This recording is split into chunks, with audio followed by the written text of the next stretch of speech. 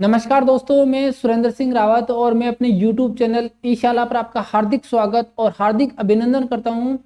दोस्तों, रीट का एग्जाम बहुत ही पास में है और आज मैं आपके सामने ईशाला YouTube चैनल पर इस वीडियो को बिल्कुल भी स्किप मत करना और मैं आपके सामने इतिहास और संस्कृति को लास्ट 20 डेज में हम किस तरह से रिवीजन कर सकते हैं। क्विक रिवीजन जिसे बोला जाता है, इतिहास और संस्कृति का आपके एक पार्ट है जीके के अंदर, तो उसमें आपको ध्यान रखना है। मैं बहुत अच्छे से क्लियर करने की कोशिश करूंगा कि आप इन 20 दिनों में ऐसा क्या करें कि आपको वास्तव में वो जो टॉपिक है इतिहास और संस्कृति से संबंधित वो अधिक से अधिक आपको समझ में आए, आपका उसको क्विक रिवीजन आप उसका कर सको इस तरह से। दोस्तों, जैसा कि आपको पता है, रीट का एग्जाम बहुत ही करीब है और अंतिम समय में मैं आपको कुछ सजेशन देना चाह रहा हूं। आपकी जो हिस्ट्री के अंदर जो आपके टॉपिक दे रखा है इतिहास एवं संस्कृति, इतिहास एवं संस्कृति, और इसमें आपको लास्ट जैसे 20-25 दिन का समय जो आपके पास में है, 20 दिन का समय आप मानो, तो उस समय में आप किस तरह से, हो सकता है किसी ने तो अच्छे से पढ़ रखा हो सकता है किसी ने अच्छे से नहीं पढ़ रखा हो, लेकिन मैं चाहता हूं कि चाहे किसी ने अच्छे से पढ़ रखा हो और चाहे किसी ने अभी तक ज्यादा कुछ नहीं देखा हो, दोनों के लिए ये वीडियो है। और इसमें मैं ये बताऊंगा कि आपको मेन फोकस कहाँ करना है, किन चीजों पे फोकस करना है, क्योंकि अगर आप इतिहास और संस्कृति का अगर सिलेबस देखेंगे तो बहुत लेंदी हो जाता है। अगर मैं समझाऊंगा भी लेंदी कैसे हैं ये, जैसे यहाँ पर ये आपके दे दिया, जैसे अगर आप यहाँ पर देखोगे ना, राजस्थान के महत्वपूर्ण ऐतिहासिक घटनाएं, राजस्थान की महत्वपूर्ण ऐतिहासिक घटनाएं, ये इतना जो है लेंदी टॉपिक है। और प्रमुख राजवंश, ये मतलब ये वाला अकेला आप ले लो ना तो बस इसको ही पढ़ते रहो, इतना लंबा टॉपिक है। लेकिन अब आपको यहाँ पर क्या जो चालाकी है वो दिखानी है। पहले मैं पॉइंट से चलता हूँ, 1 नंबर पॉइंट इसको दे देते हैं अपन, 1 नंबर से चलते हैं। राजस्थान की प्राचीन सभ्यताएं। अब सभ्यताओं में देखो कालीबंगा है, तो सर्वाधिक जो पूछी जाती है वो कालीबंगा से ही क्वेश्चन पूछे जाते हैं, तो कालीबंगा को आप बहुत अच्छे से कर ले। उसके बाद में आहड़ से भी उतने ही पूछे जाते हैं, लेकिन कालीबंगा में तुलनात्मक रूप से ज्यादा पूछे जाते हैं। तो आपको ध्यान रखना है कि कालीबंगा को अच्छे से पढ़ना है। ये नाम दिए हुए ना, गणेश्वर, बालाथल और बैराट, यानी ये 5 नाम है, ये तो आपको बहुत अच्छे से आना चाहिए। मतलब इसमें तो कोई भी पॉइंट ऐसा छूटना नहीं चाहिए कि आपको पता नहीं हो। इसीलिए इन 5 सभ्यताओं को बहुत अच्छे से पढ़े। फिर उन्होंने दे दिया इत्यादि, यानी इसके अलावा भी अगर कोई छोटी मोटी सभ्यताएं हैं महत्वपूर्ण, तो उसकी भी आपको जानकारी होना जरूरी है। इसीलिए इन 5 को तो देखिए, साथ में दूसरी सभ्यताएं हैं उनके बारे में 1-1, 2-2 लाइन की जानकारी आपके पास में होनी चाहिए। ये क्विक रिवीजन है।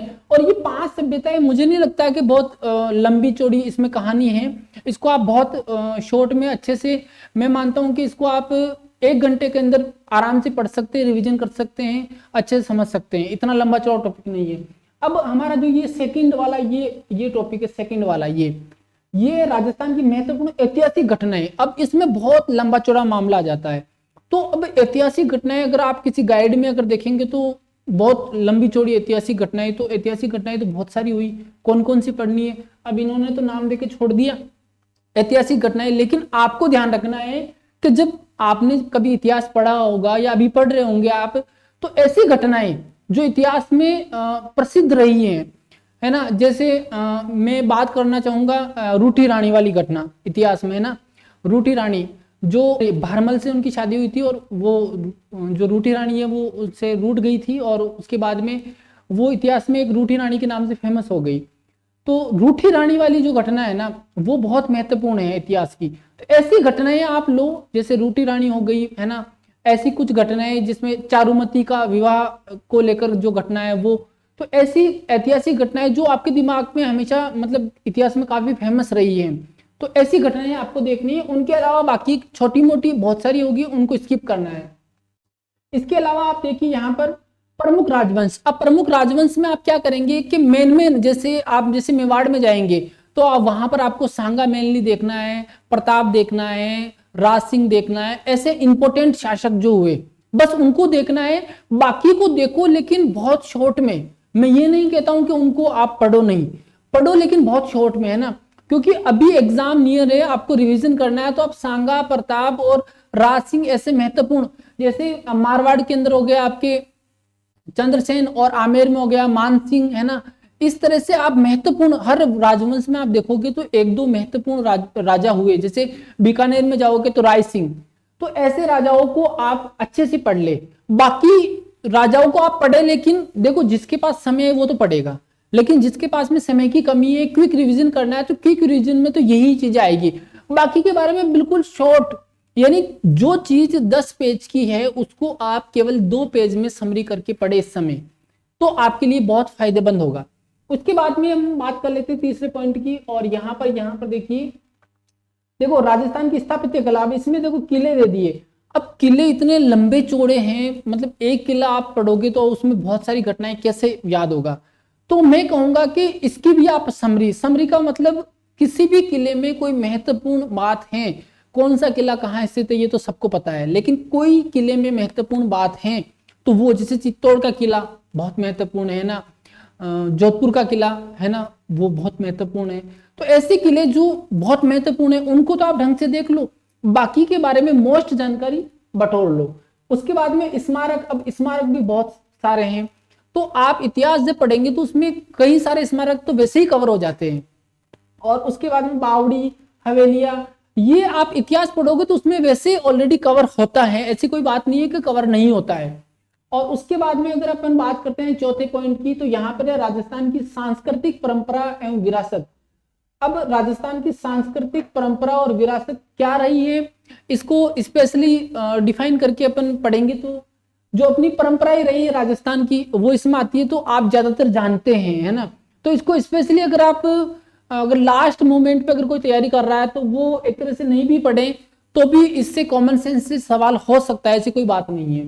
उसके बाद में पांचवें पॉइंट की तरफ चलते हैं, और पांचवा पॉइंट है अपना राजस्थान के धार्मिक आंदोलन, प्रमुख संत और संप्रदाय और लोक देवता। इसमें विशेष तौर पे जो सवाल एग्जामिनर का इंटरेस्ट होता है वो लोक देवता, तो आपको ध्यान रखना है लोक देवता बहुत अच्छे से पढ़ के जाना है। उसमें भी जो पंच पीरों में से 5 लोक देवता आते हैं वो बहुत अच्छे से कवर करके जाना है आपको, क्योंकि वो आपसे सीधा पूछ लेगा निम्नलिखित में से कौन से लोक देवता जो है पंच पीरों में शामिल नहीं है, और वहां पर एक ऑप्शन डाला जाता है तेजाजी, और बाकी पंच पीरों में से, है ना, 5 में से 3 नाम वो होते हैं और एक नाम होता है तेजाजी, ज्यादातर कंफ्यूज करने के लिए। क्यों? क्योंकि तेजाजी को आप समझ लेते हैं पंच पीरों में, जबकि तेजाजी पंच पीरों में नहीं आते हैं। तो ये बात आपको अच्छे से ध्यान रखनी है, लोक देवता को बहुत अच्छे से पढ़ना है। प्रमुख संत और संप्रदाय ये भी आपको देखना है, लेकिन अब धार्मिक आंदोलन है ना, अब धार्मिक आंदोलन को आप, धर्म को लेकर कोई आंदोलन हुआ तो उसको देखना है मोटा मोटा। उसके बाद में छठा पॉइंट राजस्थान के महत्वपूर्ण ऐतिहासिक स्थल। अब राजस्थान के महत्वपूर्ण ऐतिहासिक स्थल, अब ये भी टॉपिक अपने आप में बहुत लेंदी हो जाता है। प्रमुख महत्वपूर्ण ऐतिहासिक स्थल, अब महत्वपूर्ण में भी ले तो वैसे एक जिले में तो कम से कम 4-5 तो होते ही हैं। अब 33 जिले हैं तो उसको इंटू करो आप, है ना, कितने हो जाते हैं, बहुत ज्यादा हो जाते हैं। लेकिन आपको बहुत महत्वपूर्ण, जैसे आपको पूछ लिया ख्वाजा मोइनुद्दीन चिश्ती की दरगाह कहाँ पर है ना, ऐतिहासिक स्थल जैसे अकबर का किला कहाँ पर है, इस तरह से तारागढ़ का दुर्ग, है ना, ये सब महत्वपूर्ण ऐतिहासिक स्थल में आ जाएगा। तो स्थल बहुत ज्यादा है अपने सामने, लेकिन अपने को ध्यान रखना है उन्हीं चीजों का जो बहुत ज्यादा प्रसिद्ध हो, बहुत ज्यादा फेमस हो, और कहीं ना कहीं उनको तो विशेष तौर पे ध्यान रखना है जो चर्चा में बना रहता है। क्योंकि कोई भी इतिहास का स्थल है, स्मारक है, अगर वो चर्चा में है, जिससे अभी हाल ही में आपको ध्यान हो तो प्रधानमंत्री नरेंद्र मोदी जो है, जो गुर्जरों के लोक देवता है देवनारायण जी, उनकी जन्मस्थली मालाशरी के अंदर गए थे, है ना। तो मालाशरी डूंगरी वाला जो क्वेश्चन है तो वो अब एक तरह से चर्चा में बन गया, तो वो एग्जाम में बिल्कुल पूछने वाला सवाल है। लेकिन क्योंकि ये करंट अभी हो सकता है, अगर पेपर अगर मान लो बनता है अब, तो वो सवाल बनने की पूरे चांस होते हैं, क्योंकि वहां पर वो गए थे और वो एक तरह से प्रधानमंत्री का कार्यक्रम था। तो निश्चित रूप से ऐसे जो स्मारक या स्थल जो इतिहास के हैं लेकिन अभी हाल ही में किसी न किसी वजह से वो चर्चा में रहे, तो उनको आपको अच्छे से देखना है। उसके बाद में राजस्थान के 7वां पॉइंट अपन लेते हैं, राजस्थान के प्रमुख व्यक्तित्व। अब व्यक्तित्व में बहुत सारे आ जाएंगे, जैसे व्यक्तित्व के अंदर विजय सिंह पथिक है ना। हालांकि वो मूल रूप से उत्तर प्रदेश के रहने वाले हैं, लेकिन उनका जो इतिहास में ज्यादातर नाम प्रसिद्ध हुआ वो राजस्थान से हुआ। तो आपको ध्यान रखना है प्रमुख व्यक्तित्व ये रामनारायण चौधरी है ना, माणिक्यलाल वर्मा है, ऐसे महत्वपूर्ण नाम, हीरालाल शास्त्री। तो ऐसे प्रमुख व्यक्तित्व जिन्होंने है ना कुछ इतिहास में महत्वपूर्ण कार्य किया और कहीं ना कहीं वो एक आम जनता के पक्ष में थे, कहीं ना कहीं वो जनता के हितों की बात करते थे और कहीं ना कहीं उन्होंने कोई अखबार न्यूज़पेपर निकाला। तो ऐसे प्रमुख व्यक्तित्व जो है वो आपको अच्छे से पढ़ के जाना है।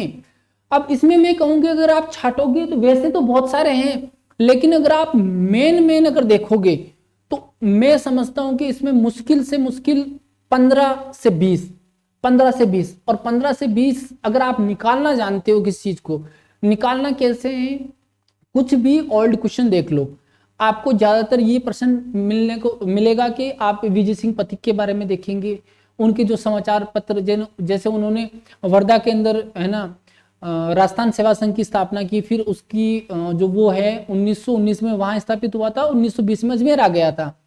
तो अब बिजोलिया किसान आंदोलन से जो जुड़े हुए व्यक्ति थे वो व्यक्तियों के बारे में, उन व्यक्तियों के बारे में आपको अच्छे से पता होना चाहिए। तो ऐसे बहुत सारे है ना, बेगू किसान आंदोलन हो गया, उनसे अगर कोई व्यक्तित्व जुड़ा हुआ है तो उनका पता होना चाहिए आपको। तो ऐसे अगर आप नाम छाटोगे तो 15 से 20 मुश्किल से निकलेंगे भाई। ऐसे तो फिर लिस्ट बनाते जाओ, आप संभावनाएं ढूंढोगे, मेरा तो एक भी सवाल नहीं छूटे तो बहुत सारी संभावनाएं हो जाएगी। लेकिन अपने को मेनली देखना है तो मैं सजेस्ट करूंगा आपको 15 नाम, ऐसे 15 नाम आप छांट ले जो इतिहास में बहुत प्रसिद्ध रहे हैं और उनको आप रिवीजन करेंगे तो मुझे नहीं लगता है कि बहुत ज्यादा समय लगने वाला है।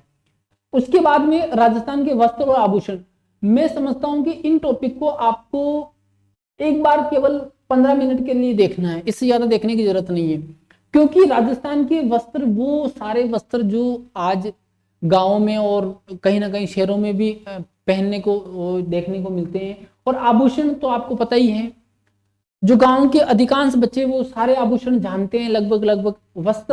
वस्त्र में लास्ट टाइम पूछा था कि पोमचा क्या है, तो अब मैं जहां तक मैंने उस क्वेश्चन को देखते ही मैंने उस पर टिक कर दिया था कि ये एक वस्त्र का प्रकार है। लेकिन ज्यादातर लोगों से मैंने जब कंसल्ट किया कि पोमचा क्या होता है तो ज्यादातर लोग इसका आंसर नहीं दे पाए, है ना। जबकि मेरे को बिल्कुल श्योर था कि ये एक ओढ़नी का प्रकार है, ओढ़नी का वस्त्र है, यहां तक मैं क्लियर था।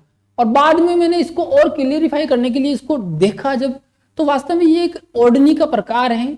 तो पोमचा ऐसे कुछ नाम होते हैं जो आपके सामने एकदम से टपक जाते हैं एग्जाम में। तो आपको ध्यान रखना है कि विशेष तौर पे वस्त्र और आभूषण 90% आपको पता है, 10% जो कुछ है ना जिसे आपके क्षेत्र में वो नहीं हो लेकिन किसी विशेष क्षेत्र में वो पहने जाते हैं, तो वो चीज आपको थोड़ी ध्यान रखनी है। बाकी 90% ये चीजें आपके आती है, यानी 8वें टॉपिक का जो मैटर है वो आपको 90% में समझता हूं आता है आपको। उसके बाद में राजस्थान की चित्रकला और हस्तशिल्प, मैं समझता हूं कि चित्रकला के अंदर ज्यादातर देखो, अगर सामान्य प्रश्न बनना होगा ना तो किसी चित्रकार का नाम पूछेगा। अब आप कहोगे कि चित्रकार कैसे याद करें अपन, तो चित्रकला के अंदर जो चित्रकार होता है उसका कोई ट्रिक बना लो आप अच्छे से, है ना, ट्रिक बना के बात कर लो। यहां पर मैं समझता हूं कि जो चित्रकला का है, चित्रकला में आप कोई ट्रिक बना लो, है ना। हर चित्र शैली से कोई ना कोई चित्रकार आते हैं, तो मोटे मोटे तो उनका ने बार बार अभ्यास करना ही उसको याद करने का तरीका होता है, या उसको थोड़ा सा कोशिश करो, है ना। उसके बाद में अगर हम बात करें तो राजस्थान, ये 18 सितंबर की जो क्रांति है, 18 सितंबर की क्रांति, राजस्थान का योगदान, राजस्थान में जनजाति आंदोलन और किसान आंदोलन। तो यहां पर मैं आपको बताना चाहूंगा कि जो जनजाति और किसान आंदोलन है वो बहुत महत्वपूर्ण है। जनजाति और किसान आंदोलन है, और किसान आंदोलन में आपको मैंने पहले ही बता दिया, बिजोलिया किसान आंदोलन, बेगू किसान आंदोलन बहुत इंपॉर्टेंट है। ज्यादातर 90% जो सवाल है बिजोलिया से ही बन जाते हैं, बेगू से बन जाते हैं। इसके अलावा बाकी पे जाता है तो वो रेयर केस में, यानी बाकी को अपन 10% ही वेटेज दे, 10% ही उसको महत्व दे। अपने को 90% पे चलना है तो 90% में मैं कहूंगा कि आपको बिजोलिया और बेगू किसान आंदोलन है वही पढ़ना चाहिए। उसके बाद में अगर अपन देखते हैं तो एक टॉपिक और बच जाता है आपके प्रजामंडल और एकीकरण। तो ध्यान रखना साथियों, एकीकरण वाला जो टॉपिक है ना, बहुत शॉर्ट एंड स्वीट है, हर विद्यार्थी उसको पढ़ता है और वहां से सवाल गलत होने का मतलब है आप पीछे जाना, वहां से आपका कोई सवाल गलत नहीं होना चाहिए। एकीकरण एक ऐसा टॉपिक है जहां से सवाल 100% बनता है। तो एकीकरण को मतलब इतना भी हाई मत ले लेना कि उसकी एक एक चीज रटने लग जाओ। आपको सिंपल ये 7 चरण होते हैं, 7 चरण याद होने चाहिए, उनकी डेट्स याद होनी चाहिए, उनकी क्या क्या नाम है वो याद होने चाहिए। 2 बार में किस रियासत का विलय हुआ, जैसे सिरोही का अमूमन पूछा जाता है। कोई समिति बनी है एकीकरण के दौरान तो उसका आपको पता होना चाहिए। किस चरण में कौन मुख्यमंत्री था, प्रधानमंत्री था, है ना, ये आपको पता होना चाहिए। उद्घाटन किसने किया, ये मेनली ये चीजें अगर आपको याद है तो आप अच्छे से कवर कर जाओगे। इसीलिए ध्यान रखना कि एकीकरण से सवाल गलत होने का मतलब आपका बैक जाना, मतलब आपका नेगेटिव पॉइंट, क्योंकि एकीकरण से अधिकांश विद्यार्थी सवाल को सही करके आएंगे और अगर वहीं आपका गलत होता है तो नुकसान वाली बात है। एक टॉपिक आपके पास जाता है प्रजामंडल। तो प्रजामंडल जो आंदोलन है वो मैं कहता हूं कि एक लेंथी टॉपिक है, जैसा कि मैंने लास्ट टाइम 2nd ग्रेड में भी सजेस्ट किया था। 2nd ग्रेड का जो पेपर हुआ था उसमें भी विद्यार्थियों को मैंने सजेस्ट किया था कि आप जो प्रजामंडल आंदोलन है उसमें बस इतना सा देखिए कि कौन सा प्रजामंडल कब स्थापित हुआ, सीरियल से चलिए 1931 से आप चलिए और आप जाएंगे 45-46 तक। तो सीरियल से चलिए 31 में कौन सा हुआ, 34 में कौन सा हुआ, 38 में कौन सा हुआ, है ना, 39 में कौन सा हुआ, 42 में कौन सा हुआ, 43 में कौन सा हुआ, 45 में कौन सा हुआ, और उनसे जुड़े हुए 2 या 3 व्यक्ति। क्योंकि लास्ट टाइम एक सवाल आया था 2nd ग्रेड एग्जाम में कि त्रिलोक चंद या त्रिलोक के नाम से एक सवाल था कि ये व्यक्ति जो है किस प्रजामंडल से जुड़े हुए थे। तो मैंने इसको बहुत पहले याद किया था, है ना, तो मुझे अपने आप ये याद आ गया था, है ना। तो आपको ध्यान रखना है कि जो है त्रिलोक चंद जो है वो प्रजामंडल से जुड़े हुए व्यक्ति थे, है ना। तो वो करौली प्रजामंडल, जहां तक मुझे याद आ रहा है, करौली से जुड़े हुए थे। तो वो निश्चित रूप से करौली से जुड़े हुए थे और वो सवाल मैं पढ़ा नहीं था, 2016 में मैंने लास्ट टाइम पढ़ा था, उसके बावजूद भी मुझे याद आ गया क्योंकि मैंने उनके नाम, सन और बस प्रजामंडल का नाम, उसका स्थापना वर्ष और उससे जुड़े हुए 2-3 व्यक्ति महत्वपूर्ण जो होते हैं वो याद किए थे। तो इस तरह से आपका ये जो इतिहास और संस्कृति का जो सिलेबस है, मुझे नहीं लगता है कि इसको अगर आपने थोड़ी बहुत भी पहले से तैयारी की है तो इसमें कोई ज्यादा समय लगने वाला है, मुझे नहीं लगता, है ना। क्योंकि अब आप आज के दिन लेके बैठते हो कि मैं तो आज से पढ़ना शुरू करूं, डिटेल में पढ़ना शुरू करूं, तो नहीं हो पाएगा।